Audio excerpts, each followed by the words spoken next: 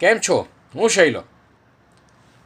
વિશ્વ પર્યાવરણ દિવસ નિમિત્તે આપ સૌને શુભેચ્છાઓ.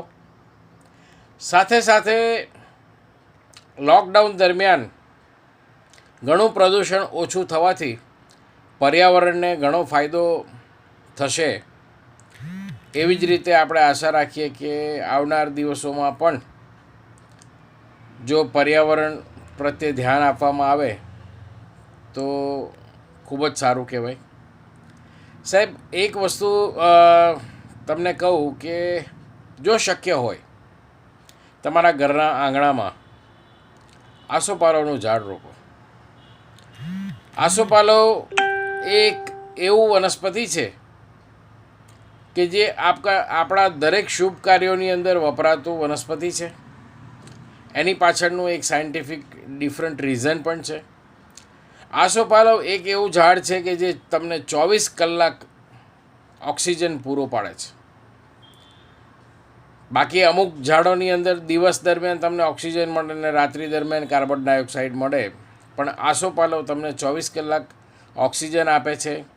આસોપાલવના પાન તોડીને તમારા ઘરમાં મૂક્યા હોય તેમ છતાં બી એ 24 કલાક સુધી એ પાનમાંથી પણ તમને ઓક્સિજન મળે.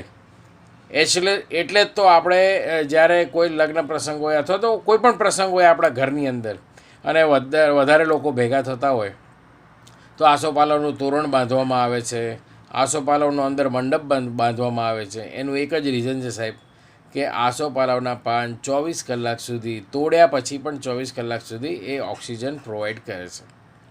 એટલે વધારે માણસો ભેગા થાય તો ઓક્સિજનની કમી ન રહે એના માટે થઈને આ એક આપણા પૂર્વજોએ કરેલું આપણું એક ફરમાન છે અને એ પ્રમાણે આપણી સંસ્કૃતિ ચાલી રહી છે. તો સાહેબ, પૂર્વજોએ તો એ વખતે કયું સાયન્સ વાપર્યું હશે એ તો આપણને ખબર નથી, પણ આપણને ખબર પડી છે તો પછી આપણે એનો ઉપયોગ કરીએ અને આપણે પણ સ્વસ્થ રહીએ અને આજુબાજુવાળાને પણ આપણે સ્વસ્થ રાખીએ એવી જ અભ્યર્થના સાથે વિશ્વ પર્યાવરણ દિવસની ખૂબ ખૂબ શુભકામનાઓ. ધન્યવાદ.